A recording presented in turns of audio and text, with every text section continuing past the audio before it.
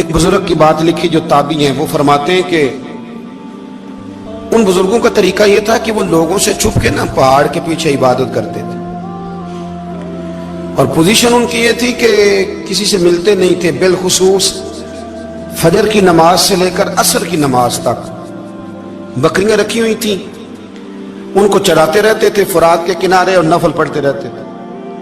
اس وقت کو ملنے بھی نہیں آتا تھا۔ ایک شخص بڑی دور سے ان کی شہرت سن کے آیا، میں نے تو ملنا ہے۔ لوگوں نے کہا وہ اس وقت نہیں ملتے، ناراض ہوتے ہیں۔ اس نے کہا اللہ کا بندہ ہے نا، ناراض ہو بھی جائے گا تو لمبا ناراض رہے گا نہیں، اللہ والے جلدی راضی ہو جاتے ہیں۔ پہنچ گئے۔ اب وہ بابا جی نماز پڑھ رہے تھے تو کہتے میں نے عجیب منظر دیکھا کہ بابا جی فرات کے کنارے نماز پڑھ رہے ہیں اور ایک بھیڑیا ان کی بکریوں کی حفاظت کر رہا ہے۔ سبحان اللہ۔ کہتے میں حیران رہ گیا کہ بھیڑیا تو بکریاں کھایا کرتا ہے اور یہاں چرا رہا ہے۔ کہتے میں جب گیا تو بابا جی نوافل میں مشغول تھے، مجھے دیکھ کے کہنے لگا اس وقت کیوں آئے؟ میں نے کہا حضور اگر آئے گیا ہوں تو پھر مہربانی کرے قبول فرما لیں۔ میں بیٹھ گیا تو میں نے کہا حضور یہ بھیڑیا بکریاں چرا رہا ہے، بھیڑیا اور بکریے کی صلح کب سے ہو گئی؟ تو فرماتے ہیں لمبی تقریر نہیں، ہلکا سا جملہ۔ فرمانے لگے جب سے بکریوں کے مالک نے رب سے صلح کر لی ہے نا، تب سے بھیڑیوں نے بھی بکریوں سے صلح کر لی ہے۔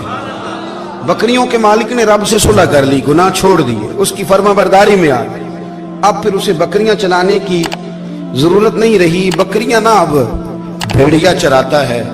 کہتے ہیں میرے اوپر کپ کپی طاری ہو گئی بزرگوں کی بات سن کے، اور مجھے پیاس لگی اور خواہش آئی کہ پتہ نہیں اب بابا جی کچھ کھلائیں پلائیں گے بھی کہ نہیں، بابا جی کچھ کھلائیں گے بھی کہ نہیں۔ کہتے میرے دل میں خیال تھا تو بزرگوں نے ایک لکڑی کا پیالہ، ان کے پاس وہ غار میں بیٹھے تھے تو ایک چھوٹا سا پتھر تھا، اس کی ڈھلان بنی ہوئی، بابا جی نے اس کے نیچے لکڑی کا پیالہ رکھا، وہ رکھا ہی تھا تو وہ دودھ سے بھر گیا۔ کہتے انہوں نے مجھے دیا تو ٹھنڈا اور میٹھا دودھ، میری طبیعت خوش ہو گئی۔ بابا جی نے دوبارہ وہی پیالہ اسی جگہ رکھا تو شہد سے بھر گیا۔ 1000 سال پہلے داتا صاحب لکھ رہے ہیں، کہتے مجھے دیا۔ میں نے فوراً کہا، میں نے کہا حضور یہ دودھ تو گائیں بھینس دیتی ہے، پہاڑوں سے تو نہیں نکلا کرتا، اور شہد تو شہد کی مکھیاں دیتی ہیں، پتھروں سے تو نہیں نکلتا، یہ آپ کہاں سے نکال رہے ہیں؟ تو کہتے ہیں وہ قرآن مجید پڑھنے لگے۔ وَإِذِ اسْتَسْقَى مُوسَىٰ لِقَوْمِهِ، جب موسیٰ کی قوم نے ان سے پانی مانگا، فرمانے لگے موسیٰ کی نافرمان قوم پانی مانگے، حضرت موسیٰ پتھر پہ ڈنڈا مارے تو اللہ وہاں سے 12 چشمے جاری کر دے۔ جو رب حضرت موسیٰ کی نافرمان قوم کے لیے پتھر اور پہاڑوں سے چشمے نکال دیتا ہے نا، وہ محمد عربی کے غلاموں کے لیے پتھر اور پہاڑوں سے دودھ اور شہد بھی نکال دیا کرتا ہے۔ وہ بزرگ کہنے لگے بس بات یہ ہے کہ آج بھی ہو اگر ابراہیم کا ایمان پیدا تو آگ کر سکتی ہے انداز گلستاں پیدا۔ کہنے لگا حضور پھر میرے لیے بھی دعا کریں۔ آپ فرمانے لگے پھر دعا نہ کرا تو مدینے والے کی غلامی شروع کر، تو نبی کریم کی غلامی شروع کر، تو رسول پاک کی غلامی شروع کر۔ ایک بات علم، پھر فرمایا اللہ رسول سے محبت، پھر فرمایا حضور کی غلامی۔ اس سے سارے مکاشفات کھلیں گے، اس سے سارے مشاہدات کھلیں گے، اسی سے کرامتیں ملیں گی، اسی سے مقبولیت ہوگی، اسی سے اللہ نبی کی بارگاہ میں درجہ ملے گا۔ پھر داتا صاحب آگے بڑھتے اور داتا صاحب فرماتے صوفیاء کی ایک جماعت ہے جو کہتی ہے ہم نے تو کبھی اپنی زبان پر دکھ بیان ہی نہیں کیے، ہر شے اپنے رب رسول کے حوالے کر دی، ہر شے اللہ رسول کے۔ اور داتا صاحب کہتے ہیں کچھ ایسے بھی ہیں جو دعا بھی نہیں مانگتے، لوگوں کے لیے مانگتے ہیں، اپنے لیے نہیں مانگتے۔ آپ دعا کیوں نہیں مانگتے؟ تو کہتے ہیں اللہ کو تو پتہ ہی ہے ہمیں کیا چاہیے، اسے تو پتہ ہی ہے۔ ایک بزرگ کی بات لکھی ہے داتا صاحب نے، میری جماعت میں نا مزاج ہے کرامتوں کا، مجھے وہ ساری باتیں بھی آتی ہیں کہ ایک بندہ کراچی سے آیا، داتا صاحب حاضری دی تو اس کی لاٹری نکل آئی، یہ بھی مجھے آتی ہے، لکھی پڑھی ہے میں نے، کتابوں میں ہے یہ بھی۔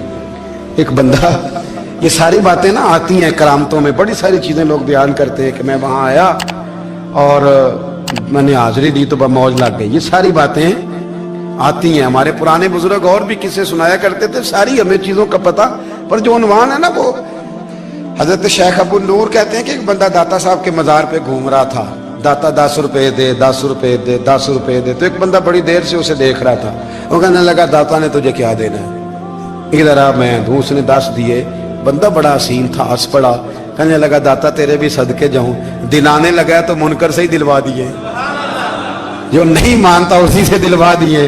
वो बड़ा परेशान हुआ, मैं और चक्कर में था इसलिए मेरे ऊपर ही जड़ दी है बात। कहने लगा दाता तेरे सदके जाऊं।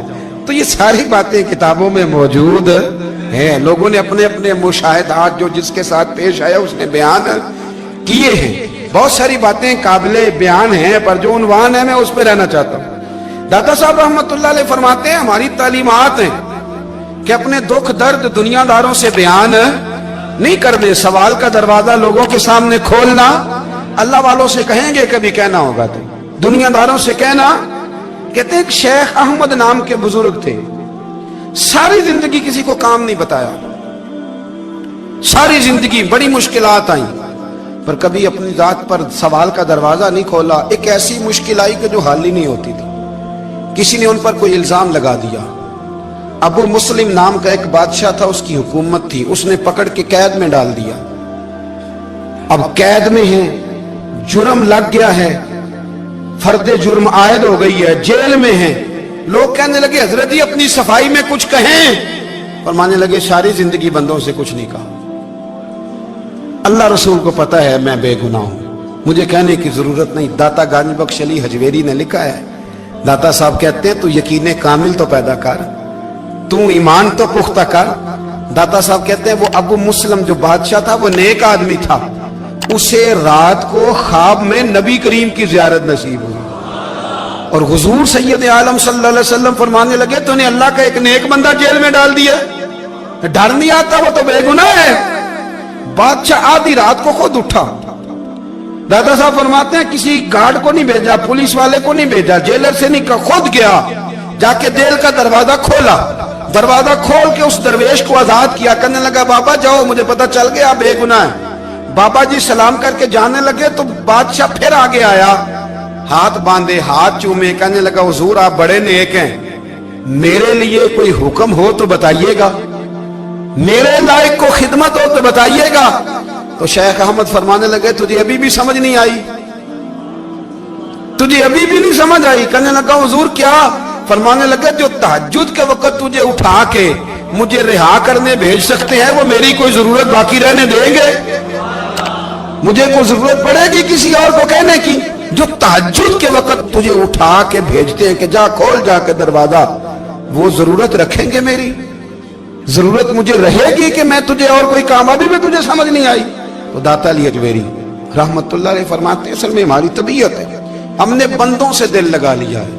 दिल अल्लाह रसूल से लगाओ, किसी बंदे से लगाना तो उससे लगाओ जो अल्लाह वाला हो।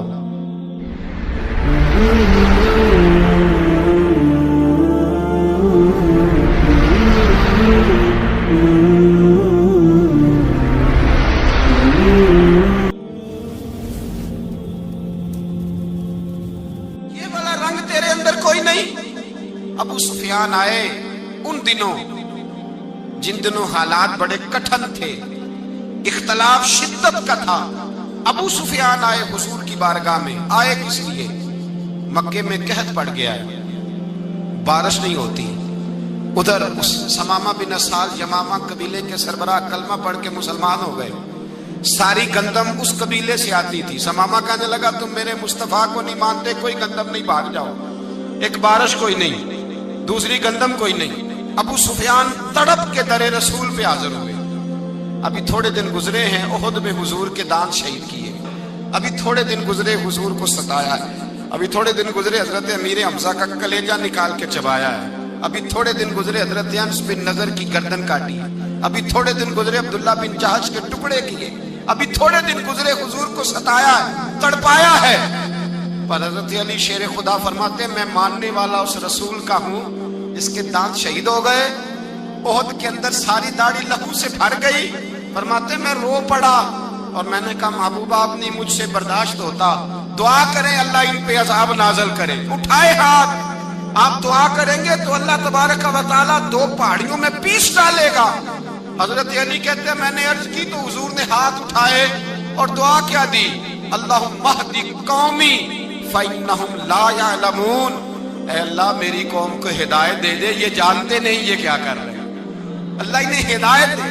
ये इखलाक हसना का मेयार थोड़े दिन पहले हुजूर के साथ ये रवैया। अबू सुफियान अब बेहाल हो गए, बच्चे भूख से मरने लगे, जानवर प्यास से मरने लगे। अबू सुफियान छुपता छुपाता कहने लगा चारा कोई नहीं, मुस्तफा के पास जाना ही पड़ेगा। अबू सुफियान मदीने पहुंच गए। जब पहुंचे ना तो अबू सुफियान की अपनी साहिबजादी हजरत उम्मे हबीबा उम्मुल मोमिनीन थी, रसूलुल्लाह की ज़ौजा थी। अबू सुफियान जब आए तो हजरत उम्मे हबीबा के पास सीधे उनके घर गए बेटी से मिलने। हुजूर का बिस्तर बिछा हुआ था, हजरत उम्मे हबीबा हुजूर की ज़ौजा उम्मुल मोमिनीन बिस्तर बिछाए। अबू सुफियान बैठने लगे, जनाब उम्मे हबीबा कहने लगी अब्बा जी ठहर जाएं। वो ठहरे तो बिस्तर समेट दिया। कहने लगे बेटी शायद तेरे घर में कोई कीमती बिस्तर नहीं, गुर्बत छुपाने के लिए बिस्तर समेट रही हो। जनाब उम्मे हबीबा कहने लगी अब्बा तू मुसलमान नहीं ना हुआ, अभी तेरी सोच काफिरों जैसी है, तू यहाँ आके खड़ा हो ना जहाँ मैं खड़ी हूँ, फिर तुझे रसूलुल्लाह की मोहब्बत के रंग का पता चले। तू अभी खड़ा वहां है जहां तुझे कुफर ही कुफर सुनाई और सुझाई देता है। बिस्तर इसलिए नहीं समेटा कि माज़अल्लाह कम कीमत था, मैंने इसलिए समेटा है कि तू नजस है, नापाक है, अभी कलमा नहीं पढ़ता।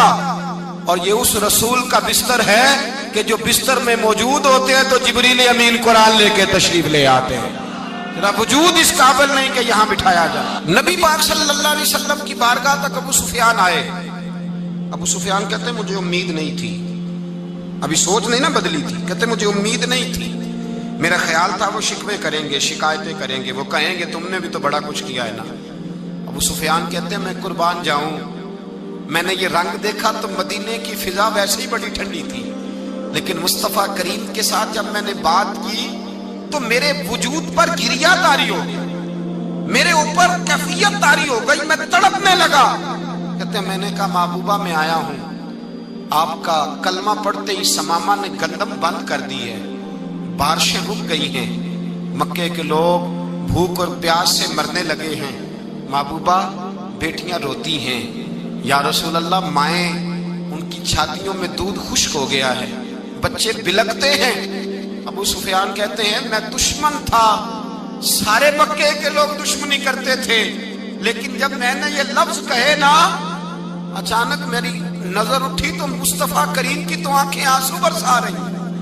कहते मेरी बात भी मुकम्मल ना हुई, हुजूर ने पहले रुक्का मंगवाया समामा के नाम, फरमाया पहले तू इन्हें गल्ला अपनी मर्जी से देता था, अब तेरे नबी का हुक्म है कि पहले से बढ़कर तूने गल्ला देना है। और फिर मेरे मुस्तफा ने हाथ उठाए। और भाई मुश्किल होता है, मुश्किल होता है, सगे भाई के लिए लोग दुआ नहीं करते, कहते मेरा शरीका है, सास बहू के लिए बहू सास के लिए दुआ नहीं मांगती, कहते इख्तलाफ है, लोग लोगों की जिंदगी नहीं मांगते, बीमारी में शिफा नहीं मांगते। अबू सुफियान कहते हैं आमना के लाल तेरे कुर्बान जाऊं। हुजूर ने हाथ उठाए और कहा है अल्लाह मक्के की संगलाख पहाड़ियों पे बारिश बरसा, ऐ अल्लाह खेतियां हरी कर दे, ऐ अल्लाह माओं की छातियों में दूध भर दे, अल्लाह औरतों को ताजगी दे दे, बच्चों को रानाई दे दे, फलों फूलों को ताजगी दे दे। अबू सुफियान कहते पहले हुजूर रो रहे थे और जब नबी पाक की दुआ देखी तो मैंने रोना शुरू कर दिया, मैंने रोना शुरू कर दिया। कहते वापस आया तो वो एहसास कि यार ये मैं किस शख्स से मिल के आया हूँ, ये किस किस्म के आदमी से मिल के आया हूँ, ये कैसा रंग है, ये किस किस्म का अंदाज है कि जिसको मैं पत्थर मारता रहा वो मेरे लिए दुआएं लेके बैठा हुआ है, जिसको सारी जिंदगी सताया है वो मेरे बच्चे के लिए रोता है, मेरी बेटी के लिए उसकी आंख में आंसू है, वो हमारे लिए तड़प रहे हैं। मेरे भाइयों, अबू सुफियान कहते हैं फिर दूसरा जलवा मैंने तब देखा जब हुजूर मक्के आए, और मैं तो आखिर तक लड़ने आया था ना, हुदैबिया तक। कहते हैं जब रसूल पाक मक्के आए और हुजूर ने ऐलान माफी किया तो बनता तो ये था कि मुझे सजा मिलती, लेकिन मेरे मुस्तफ़ा करीम ने फरमाया जो अबू सुफियान के घर में चला जाएगा मैं उसे माफ कर दूंगा। कहते हैं मैंने कहा ये मेरे लिए किस किस्म की सजा तजवीज की है कि मैं उम्र भर दुश्मनी करता रहा और यहाँ रंग अजीब है। हुजूर ने मेरे लिए ही एजाज लिख दिया, फरमाया जो अबू सुफियान की हवेली में दाखिल हो गया मैंने माफ किया। अबू सुफियान कहते हैं पता नहीं कितने पर्दे थे जो उठ गए, पता नहीं कितनी मंजिलें थी जो तय हो गई, पता नहीं कितने जलवे थे जिनका नजारा हो गया। और मैंने गौर से चेहरा देखा तो मेरी आंखों से पट्टी उतर गई। اور مجھے عبداللہ کے یتیم بیٹے کے پیچھے محمد رسول اللہ کے جلوے نظر آنے شروع ہو گئے۔ اخلاقی قدریں جب موجود رہتی، یہاں تو لوگ مرے ہوئے شخص کو مارتے ہیں، یہاں تو سڑک پر کتنی گراوٹ ہے اور کتنا گر گیا ہے، اخلاق ان لوگوں کا ایکسیڈنٹ ہو گیا ہے، ٹرین کی پٹری سے اتر گئی ہے، چیخ و پکار ہے، آہیں ہیں، تڑپنا ہے، رونا ہے، سسکیاں ہیں، ماں کا بازو کٹا ہے پر وہ چیختی ہے ذرا میرے بیٹے کا پتہ کرو، باپ کی آنکھوں میں ریت پڑ گئی ہے پر وہ تڑپتا ہو میرا بیٹا تھا، چیخ و پکار ہو رہی ہے۔ پر ظلم ہے اس قوم کا کہ جو بچانے والے آئے ہیں وہ پہلے آتے ہی ان کی جیبیں ٹٹول رہے ہیں، ان کے بٹوے دیکھ رہے ہیں، گری ہوئی عورتوں کے، یہ آپ اٹھا کر دیکھیے اخبارات، عورتوں کے گری ہوئی عورتوں کے کانوں سے بالیاں نوچی گئیں اور ان کے کان تک کٹ گئے۔ یہ اس قوم کا حال ہے۔ اقبال کہتے ہیں جنہیں آتا نہیں دنیا میں کوئی فن تم ہو اور بیچ کھاتے ہیں جو بزرگوں کا کفن تم ہو۔ تم وہ لوگ ہو جو کفنوں پہ سودے کرتے ہو، جو قبروں پہ سودے کرتے ہو۔ یہ لوگ تجارتیں کرتے ہیں، اخلاقی پستی کا یہ عالم کہ لوگ قبروں پہ سجدے کرتے ہیں، بیٹے بیچ کے دہیز خریدتے ہیں۔